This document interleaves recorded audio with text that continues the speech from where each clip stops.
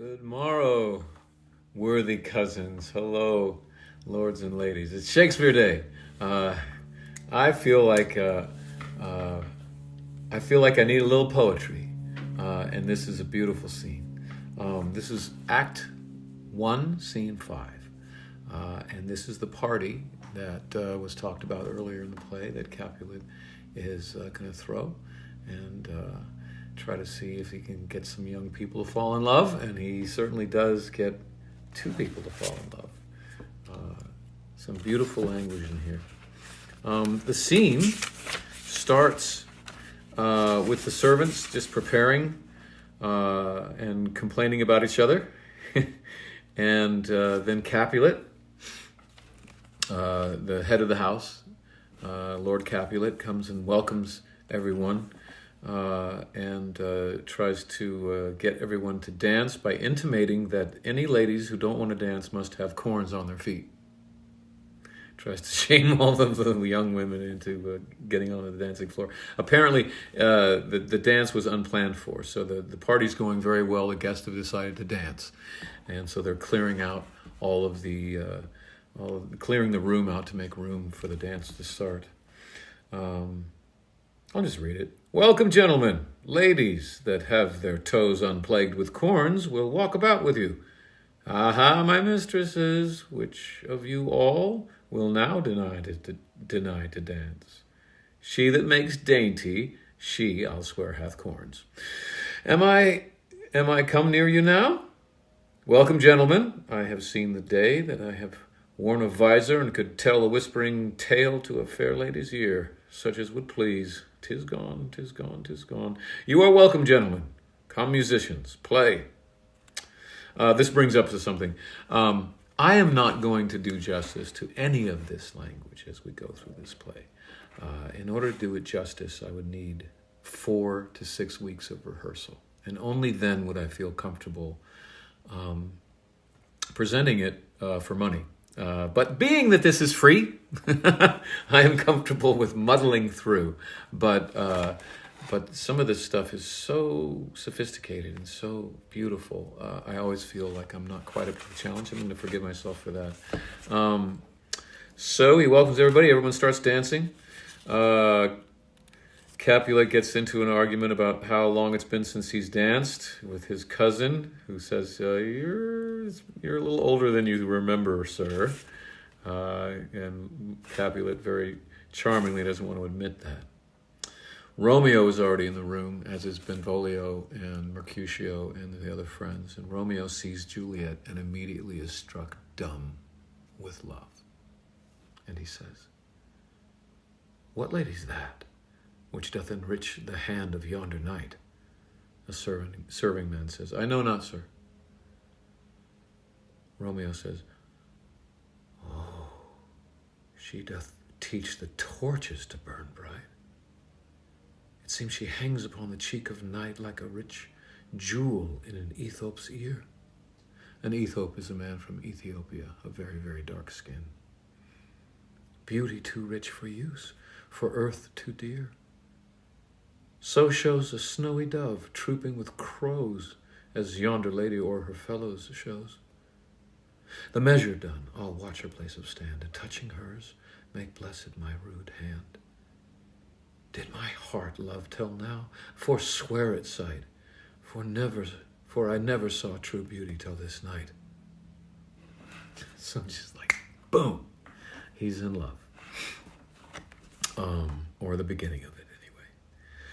Unfortunately, we now meet Tybalt, and Tybalt is a dick. Tybalt is of the house of Capulet. He is Juliet's cousin, and he loves to fight.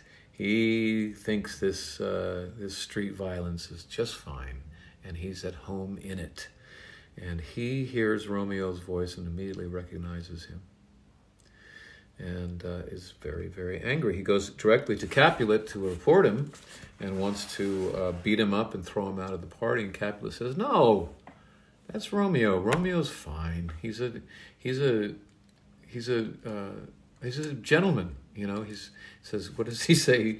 He walks like a portly, But he's like, Romeo's fine. And Tybalt pushes back. I will not endure this. And Capulet just jumps down his throat. You'll not endure it? Shut the hell up, young man.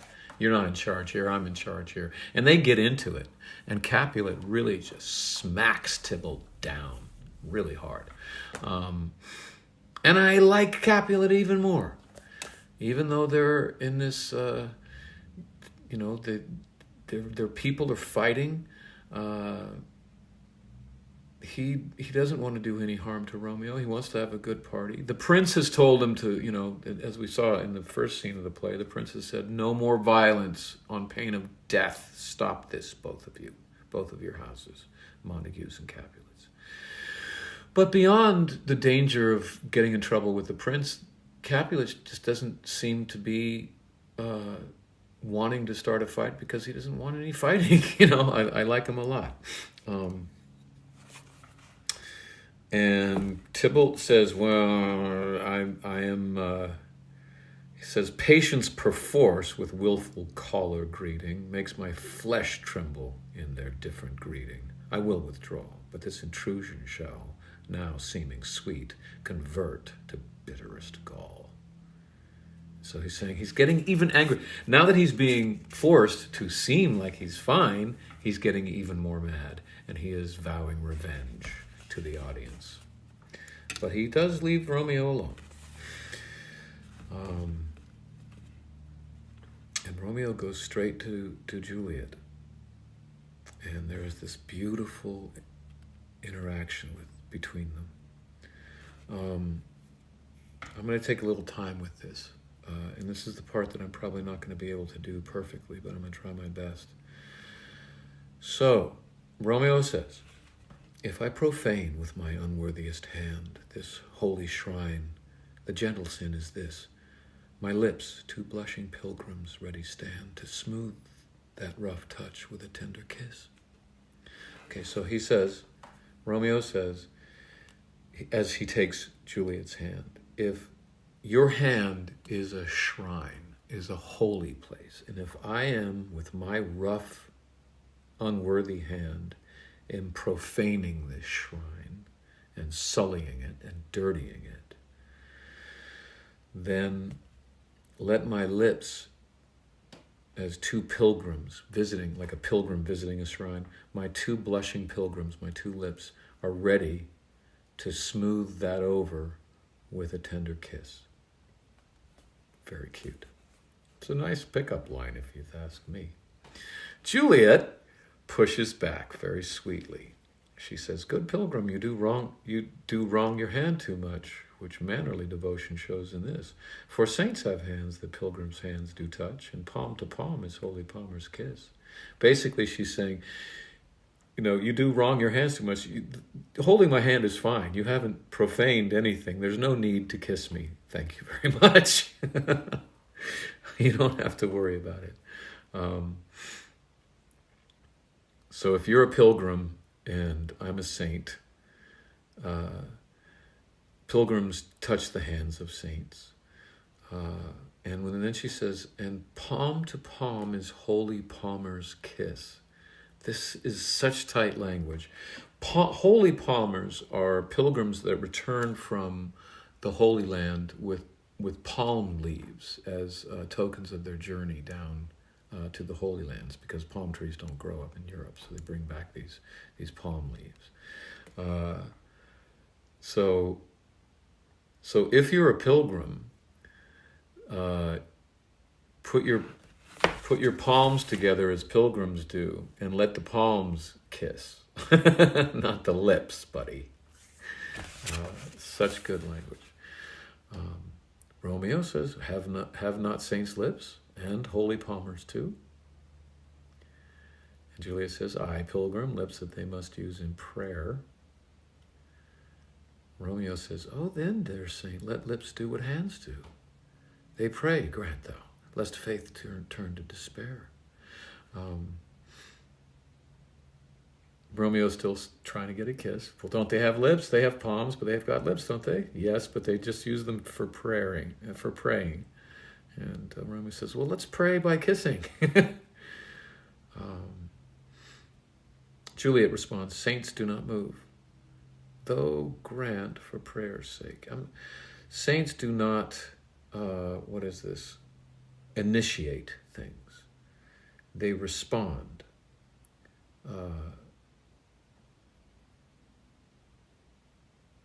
Respond to prayer through intercession. I don't really completely understand this. I think she is kind of pushing back, but also kind of saying, yeah, maybe I can kiss you.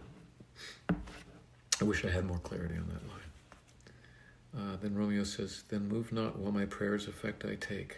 Thus from my lips, by thine my sin is purged. So he's saying, hold still, and I'll give you my prayer, which is a kiss. And because I'm touching your lips, my sin is taken away. And then Juliet says, then have my lips the sin that they have took. Well, then you're giving me a sin on my lips. I'm purging your sin? Well, then that means you're making me sin. Romeo says, sin from my lips? Oh, trespass sweetly urged, give me my sin again. He is saying, oh, let's sin again. Because apparently that first kiss was pretty good. And then she says, you kiss by the book. Which is another way of saying, you kiss really well. You kiss like an expert. Which is both a good and a bad thing. It's a great kiss, but I have to wonder, Romeo, how many girls have you kissed? You're so good at it. Juliet is no fool. And then they get interrupted by the nurse. Now, the reason that this is so amazing is that this is all written in the rhyming scheme of a sonnet. A sonnet is 18 lines. The first 16 lines of a sonnet are A, B, A, B, A, B, A, B. So the first and the third line of a sonnet rhyme, and the second and the fourth line of a sonnet rhyme. And then it goes again. And so, to the ear of the audience, these two people just fall into deep harmony. Even if they are in some ways in conflict, because Romeo's saying, hey, baby, let's kiss. And she's like, let's not kiss right away, shall we? They're still falling into a deep harmony. And I'm going to try to read it as I would a sonnet to clarify that rhyme scheme. I hope I do okay. We start with Romeo. I'll pitch my voice a little lower for Romeo and a little higher for Juliet, just so I don't have to tell you who's talking. If I profane with my unworthiest hand this holy shrine, the gentle sin is this: my lips to blushing pilgrims ready stand, to smooth that rough touch with a tender kiss. Good pilgrim, you do wrong your hand too much, which mannerly devotion shows in this. For saints have hands that pilgrims' hands do touch, and palm to palm is holy palmers' kiss. Have not saints lips, and holy palmers too? Aye, pilgrim, lips that they must use in prayer. Oh then, dear saint, let lips do what hands do. They pray, grant thou, lest faith turn to despair.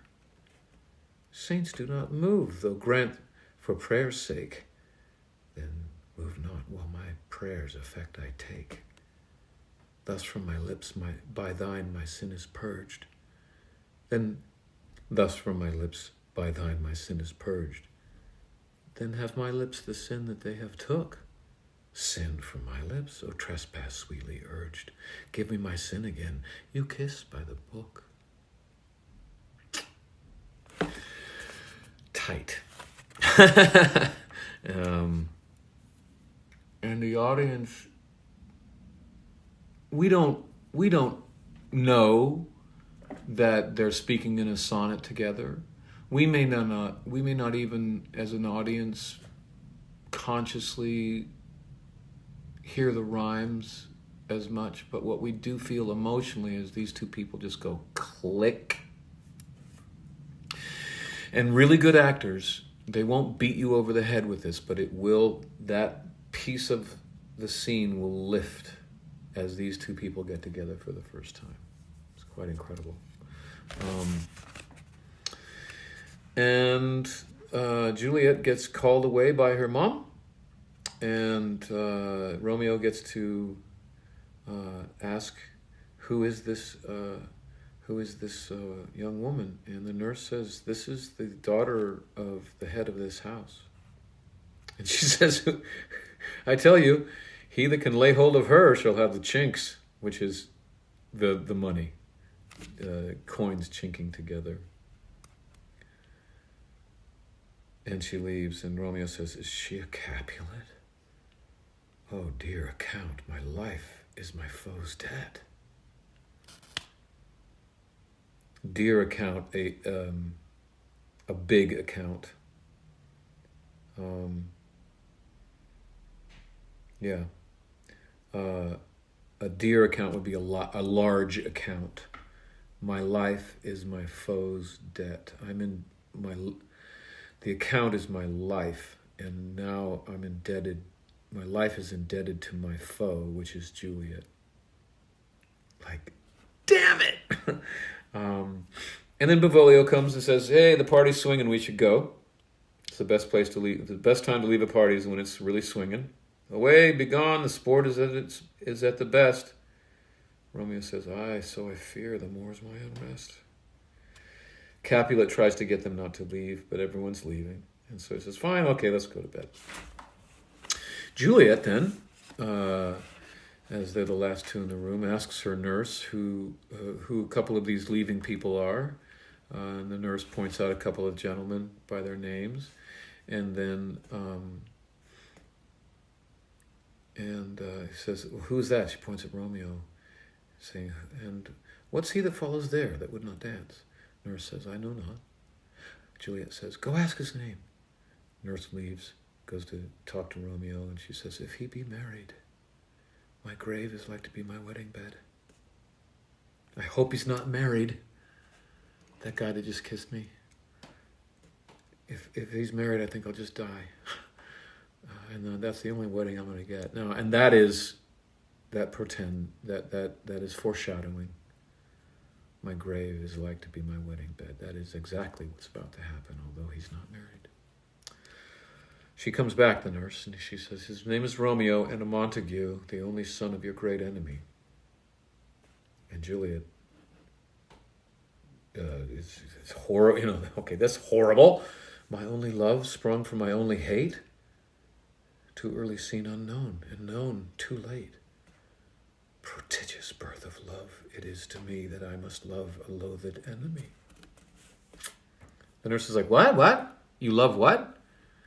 And Juliet says, "Oh, it's a rhyme I learned even now, of one I danced withal." And then they get called inside.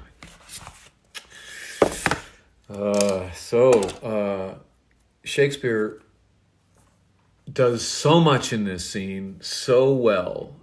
Good writing gets a lot done in few words. It compacts. And in this scene, we again find that Juliet's father is a good man, not a violent one, not a jerk at all. We find out that Tybalt really is a jerk and loves violence. We meet him. We have a deep emotional connection to Romeo and Juliet when they meet. And both of them find out that they are enemies. All in one short scene. And that is where we'll leave it this week, and we'll come back again next week and talk some more. Okay, have a good one, guys.